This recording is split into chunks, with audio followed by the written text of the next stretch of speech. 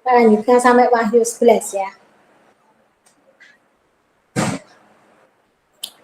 Wahyu 11 ini tentang dua saksi Elohim. Waktu Wahyu 11 ini membahas tentang kebangunan rohani bangsa Israel atau pertobatan dari bangsa Israel. Ini terjadi di 3,5 tahun kedua di masa kesusahan besar. Ingat enggak? Masa kesusahan besar ada berapa tahun? 7, 3,5 tahun pertama dan 3,5 tahun kedua.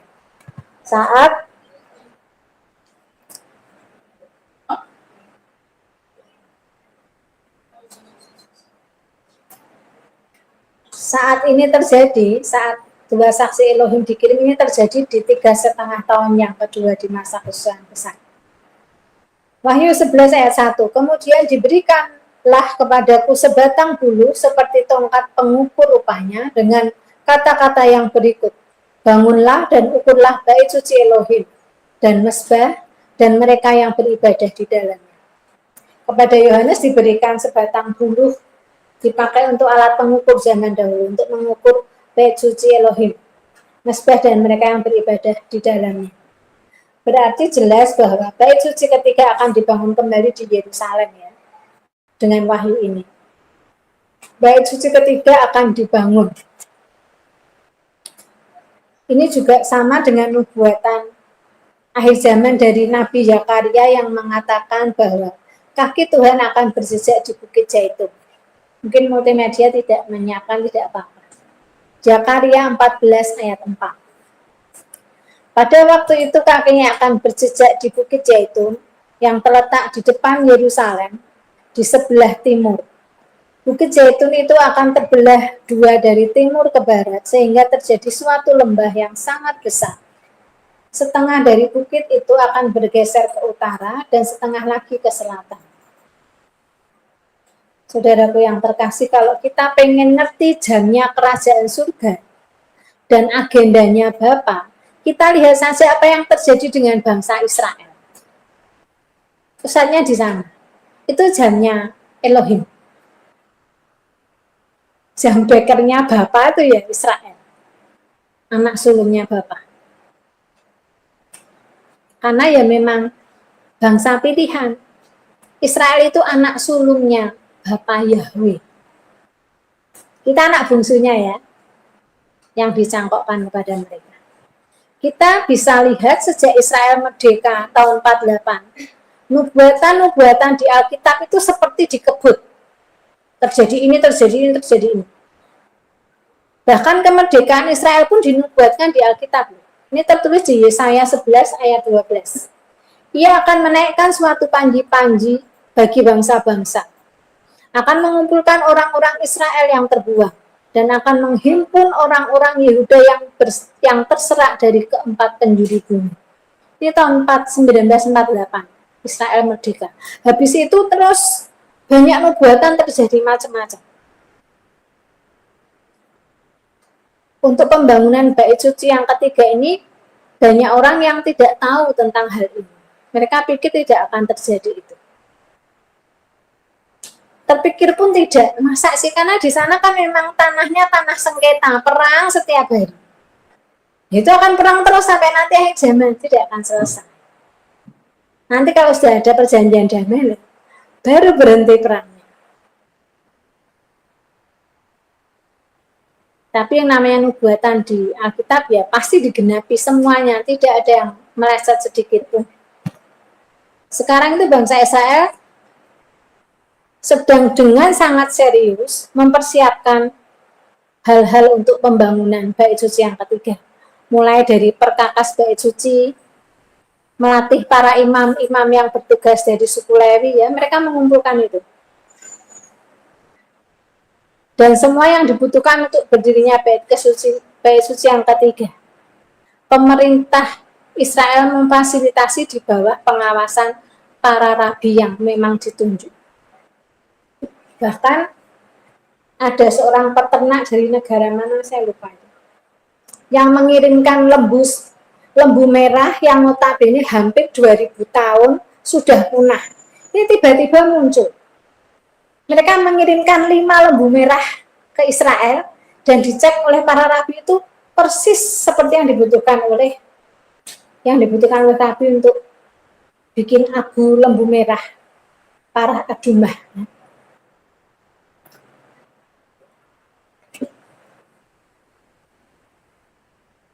Karena tanpa adanya abu lembu merah ini, bait suci tidak bisa dibangun karena air dari abu lembu merah ini untuk pentahiran yang najis. Nanti airnya itu buat nyirami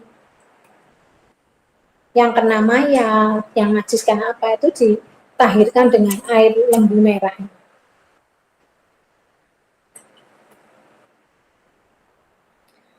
Terus tabut perjanjian yang asli juga sudah ditemukan. Di YouTube ada ya.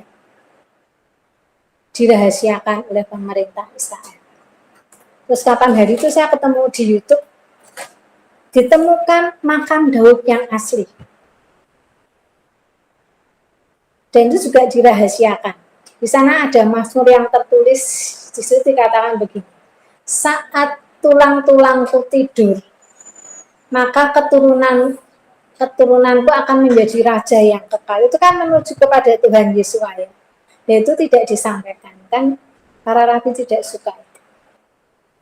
Jadi banyak hal-hal yang sebetulnya sudah terjadi di akhir zaman ini, sudah ditemukan, tapi banyak dirahasiakan untuk kepentingan politik dan kepentingan banyak hal. Sering-seringlah cari YouTube itu hal yang penting-penting, jangan hanya scroll HP yang tidak karuan saja, ya. Ya joget-joget melulu atau apa. Cari yang penting-penting juga, game terus yang begitu ya. Banyak informasi yang positif didapatkan dari HP juga.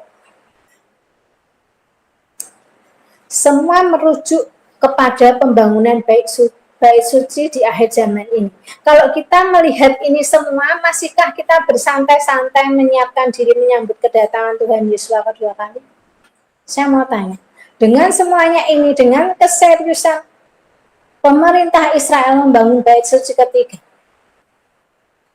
dengan mau dibikinnya kembali perjanjian dan Israel Palestina, apakah setiap kita masih santai-santai menghadapi masa kesusahan besar? Sangat mengerikan loh, jangan sampai tertinggal. Betul, jangan sampai tertinggal. Ini yang membuat saya terus ribut ke anak-anak saya, kepada kalian anak-anak rohani saya, dan kepada orang-orang yang saya merasa dekat. Sering, ini begini loh, ini begini. Karena saya tidak pengen selamat sendiri. Saya pengen selamat bersama. Amin. Jangan tertinggal, amin. Di ayat 2 dituliskan, Wahyu 11 ayat 2. Tetapi kecualikan pelataran bait suci yang di sebelah luar. Janganlah engkau mengukurnya karena ia telah diberikan kepada bangsa-bangsa lain dan mereka akan menginjak-injak kota suci 42 bulan lamanya. 42 bulan lamanya itu kalau dihitung 3,5 tahun. Tetapi kecualikanlah pelataran bait suci sebelah luar karena sudah diberikan kepada bangsa-bangsa lain dan mereka akan menginjak-injak kota suci 42 bulan lamanya atau 3,5 tahun. Ini adalah 3,5 tahun kedua di masa kesusahan besar. Saat antikris sudah berkuasa penuh. Ayat 3, dan aku akan memberi tugas kepada 2 saksiku supaya mereka bernubuat sambil berkabung 1260 hari lamanya. Ya, Tuhan akan mengirim 2 saksinya selama 1260 hari. Ini juga sama 3,5 tahun juga kalau dihitung ya. Ayat 4, mereka adalah kedua pohon zaitun dan kedua kaki dian yang berdiri di hadapan Tuhan semesta alam. Pohon zaitun itu seringkali untuk melambangkan bangsa Israel. Dan kaki dian adalah gereja di hadapan Elohim.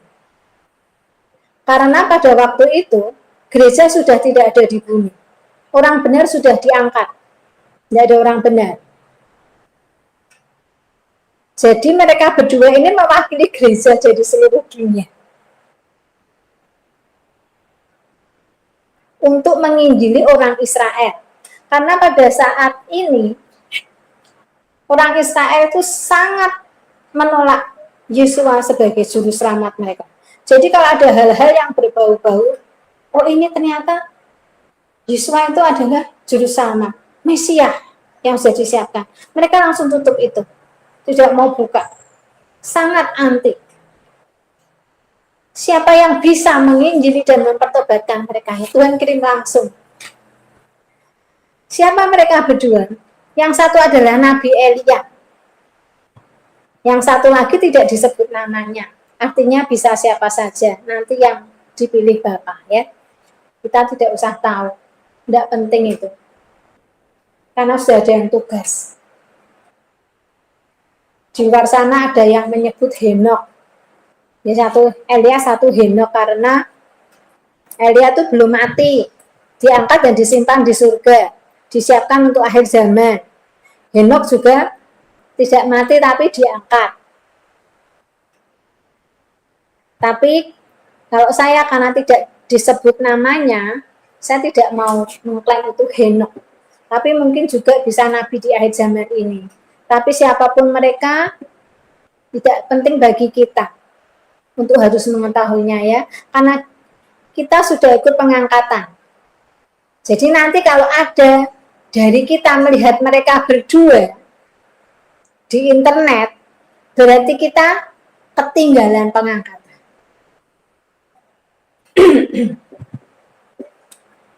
Di Maleakhi 4 ayat 5 tertulis, sesungguhnya aku akan mengutus Nabi Elia kepadamu menjelang datangnya hari Tuhan yang besar dan dahsyat itu. Hari Tuhan itu masa kesusahan besar.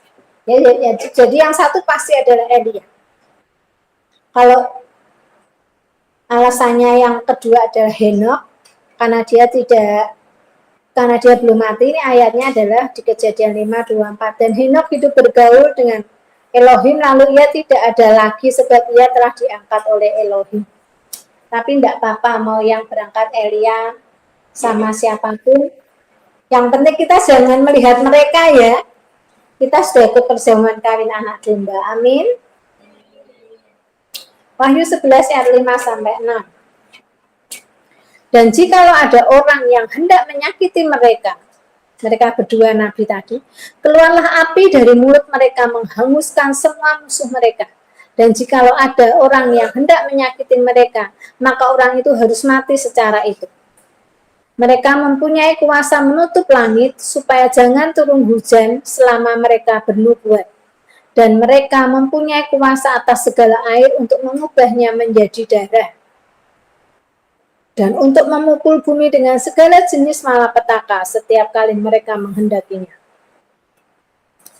Karena tugas mereka ini sangat berat ya, dengan menghadapi orang-orang yang sangat jahat di akhir zaman, dengan menghadapi antikris, maka mereka dibekali dengan kuasa nabi zaman perjanjian lama ya. Kan Elia itu nabi perjanjian lama, bisa menurunkan api dari langit, bisa mendatangkan hujan, bisa menutup langit, itu Elia. Dan itu berlaku kembali. Dan Tuhan memberikan perlindungan kepada mereka, yaitu siapapun yang ingin membunuh mereka, maka musuh itu akan mati dengan cara yang direncanakannya kepada kedua nabi itu. Misalnya, ada orang mau membunuh nabi itu dengan ular berbisa, maka musuhnya itu akan mati digigit ular berbisa. Kalau ada orang yang mau membakar nabi itu, maka orang itu akan mati dibakar api. Ya. Musuhnya akan mati dengan cara yang sama seperti yang direncanakan untuk membunuh kedua nabi itu. Itu perlindungan Tuhan untuk kedua saksinya.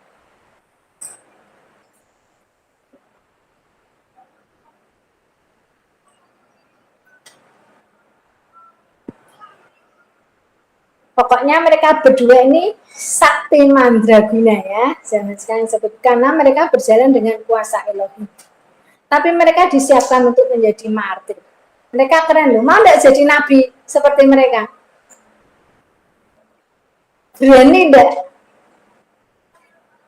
Sakti, mau ngomong keluar apinya.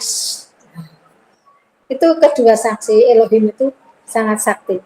Tapi harus siap jadi martir kalau langsung mundur ya. Nggak jadi. Wahyu 11 ayat 7-8. Dan apabila mereka telah menyelesaikan kesaksian mereka, maka binatang yang muncul dari jurang maut akan memerangi mereka dan mengalahkan serta membunuh mereka. Dan mayat mereka akan terletak di atas jalan raya kota besar yang secara rohani disebut Sodom dan Mesir, di mana Tuhan mereka disalibkan. Jadi setelah waktu kesaksian mereka selesai, yaitu 3,5 tahun, 3,5 tahun selesai itu ya, Antikris, binatang yang keluar dari jurang maut itu Antikris, berhasil membunuh mereka dan mayatnya akan diletakkan di jalan raya kota besar yang secara rohani disebut Sodom dan Mesir. Ini bisa diartikan mewakili kejahatan dan kefasikan di bumi. Dan secara harafiah disebutkan di mana Tuhan Yesus disalib, yaitu di Yerusalem. Jadi mayatnya nanti akan diletakkan di jalan raya besar di kota Yerusalem. Lanjutkan ayat 9, dan orang-orang dari segala bangsa dan suku dan bahasa dan kaum melihat mayat mereka 3,5 hari lamanya. Dan orang-orang itu tidak diperbolehkan mayat mereka dikuburkan. Ngeri enggak? Dikasihkan di jalan. Kita kalau membayangkan di ayat ini, bagaimana caranya setiap orang di segala bangsa, kaum, dan bahasa bisa melihat mereka di jalan raya. Ini kan ditulis di abad pertama ya. Tapi setelah sekarang terjadi, gampang nggak lihat mereka? Gampang, karena ada televisi, ada HP, lewat internet, semua kejadian di sana nanti di shoot itu, orang-orang di seluruh bumi akan ngerti. Orang-orang di seluruh bumi akan ngerti, wah itu nabi yang tadinya sangat sakti ternyata mati di bumi.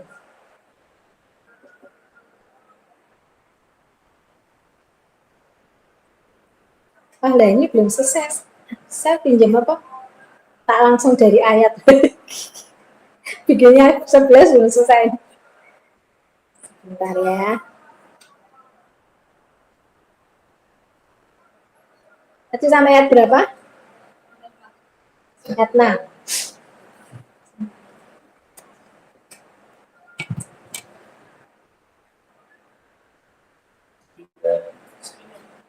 Ya. Ayat 9. Dan orang-orang dari segala bangsa dan suku dan bahasa dan kaum melihat mayat mereka 3,5 hari lamanya, dan orang-orang itu tidak memperbolehkan mayat itu dikuburkan. Kenapa tidak boleh dikuburkan? Tidak.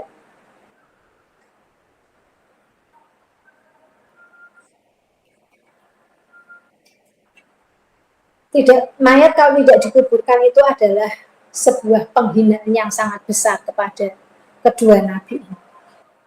Dan tidak dikubur selama 3,5 hari dan dipertontonkan kepada penduduk di seluruh dunia. Itu kesehatan antikris yang luar biasa. Saking bencinya. Ayat 10, dan mereka yang diam di atas bumi bergembira dan bersuka cita atas mereka itu dan berpesta dan saling mengirim hadiah. Karena kedua nabi itu telah merupakan siksaan bagi semua orang yang diam di atas bumi. Orang-orang malah senang loh melihat mati. Kenapa? Saat nabi itu bernubuat selama bertugas itu, nabi itu bisa menutup langit sehingga tidak ada hujan. Bagaimana kalau berbulan-bulan tidak ada hujan? Terjadi kekeringan. Padahal waktu itu sudah ada wabah, ada perang, ada macam-macam, ada gempa. Terus kalau tidak hujan, panasnya kayak apa? Terus Nabi itu kan sedang memberitakan Injil, bertobat, bertobat, bertobat. Injil itu bagi orang yang tidak mau bertobat, Injil itu seperti gangguan. Seperti kita ini seperti gangguan bagi orang fasik.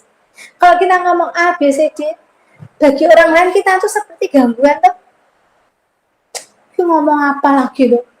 Ngomong kok kayak gitu, tak jelas. Kita sering dikatakan begitu tuh. Besok itu juga seperti itu. Nabi itu menjadi gangguan bagi penduduk di bumi. Karena dia akan mungkin ngomong juga di internet juga nabinya. Kalau kamu tidak begini, nanti Tuhan akan membakarmu. Terjadi seperti itu. Ada yang protes, dia langsung kan mempunyai kuasa nabi. Sehingga saat kedua nabi itu mati, Mereka yang diam di atas bumi bergembira ria dan bersukacita atas mereka. Bahkan mereka sampai berpesta dan saling mengirim hadiah. Karena kedua nabi itu telah merupakan siksaan bagi semua orang yang diam di bumi. Nabi itu datang memberikan teguran-teguran dan hukuman, sehingga semua orang itu merasa tersiksa dengan adanya kedua nabi. Setelah kedua nabi ini mati, di-share di internet, mereka sukacita, saking senangnya sampai mengirim hadiah satu sama lain. Dasar orang fasik ya, tidak bertobat nah seperti itu. Tapi inilah yang akan terjadi besok. Ayat 11. 3,5 hari kemudian masuklah roh kehidupan dari Elohim ke dalam mereka, sehingga mereka bangkit, dan semua orang yang melihat mereka menjadi sangat takut. Setelah pesta-pesta, tiba-tiba nabi itu dibangkitkan. Wah, geger lagi lah bumi waktu itu. Mereka semuanya takut. Ini seperti kita membayangkan 3,5 hari lalu bangkit. Seperti Tuhan Yesus atau dikubur 3 hari lalu bangkit naik ke awan. Dan orang-orang itu mendengar suatu suara yang nyaring dari surga, berkata kepada mereka, naiklah kemari. Lalu naiklah mereka ke langit, diselubungi oleh awan, disaksikan oleh musuh-musuh mereka. Bagaimana perasaan orang-orang itu? Setelah mereka membunuh, menghina, bersorak-sorai atas kematian mereka, tiba-tiba mereka dihidupkan oleh Elohim. Sedek, hidup, dan mendengar suara dari surga. Mungkin itu semua orang justru mendengar, naiklah kemari. Maka mereka naik diselubungi awan. Persis saat Tuhan Yesus naik ya, naik ke awan. Persis itu kejadiannya. Dan itu disaksikan oleh musuh-musuh mereka yang di bawah. Pasti takut. Dan pada saat itu terjadilah gempa bumi yang sangat dahsyat. Dan 1/10 bagian dari kota itu rubuh. Dan 7.000 orang mati oleh gempa bumi itu, dan orang-orang lain sangat ketakutan. Lalu memuliakan Elohim yang di surga.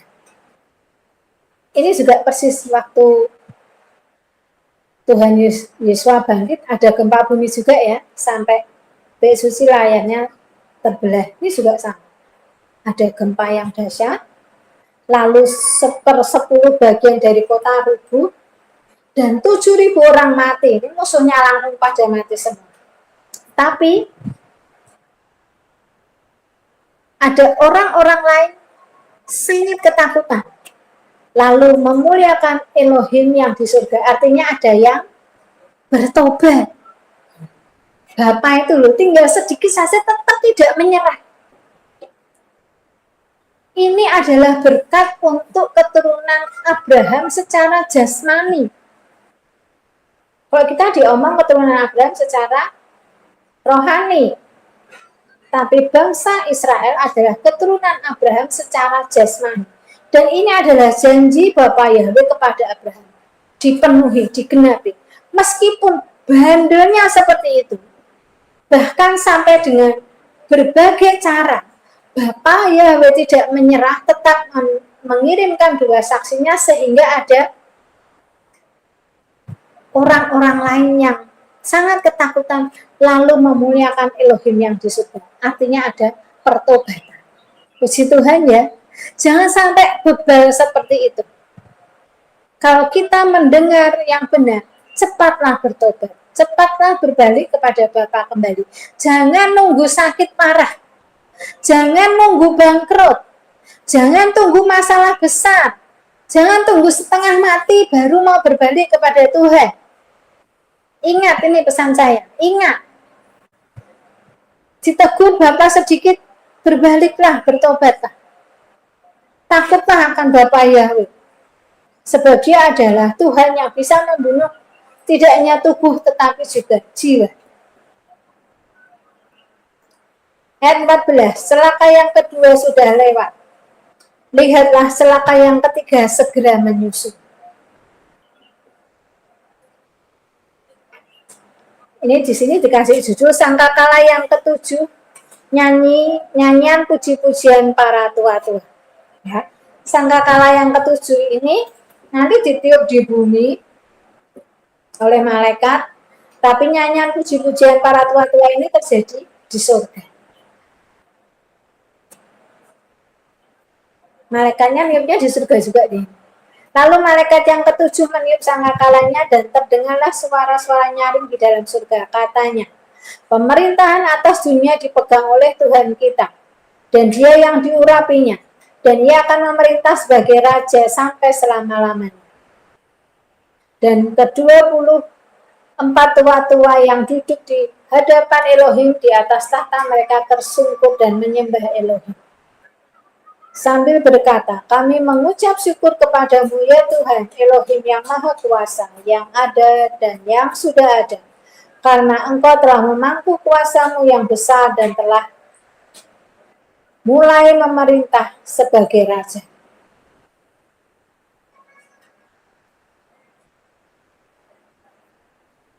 Dan semua bangsa telah marah, tetapi amarahmu telah datang.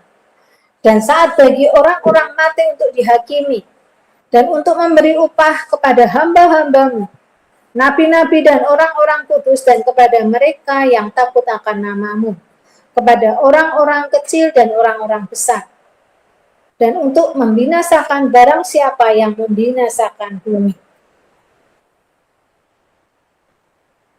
Maka terbukalah bait suci Elohim yang di surga, dan kelihatanlah tabut perjanjiannya di dalam bait suci itu, dan terjadilah kilat dan deru, huru, dan gempa bumi, dan hujan es lebat. Jadi saat sangkakala yang ketujuh ditiup ini, berarti terjadi apa?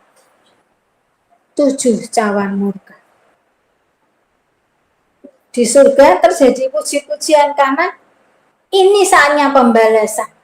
Saatnya Tuhan menjadi raja, menguasai bumi. Kalau sekarang kita bisa berkata, gimana toh yang jahat kok menang? Sering begitu ya. Yang benar kok malah ditindas. Nah, belum itu, nanti pada saatnya habis semuanya. Saat raja sudah menguasai bumi menjadi raja penuh, semuanya habis. Yang baik mendapat ganjaran, yang jahat akan dihukum. Di surga sudah dituliskan, ya. Ada puji-pujian dari ke-24 tua-tua itu para penyembah. Saat bait suci dan kilat itu, bait suci di surga dibuka, langsung ada guru, gempa bumi, dan hujan es lebat. Itu kalau diurutkan itu nanti ada guru, gempa, hujan es, guru, kilat. Nah, itu nanti semakin ke sana semakin berat, bertahap. Itu seperti kalau teropong itu dari kecil terus ke besar.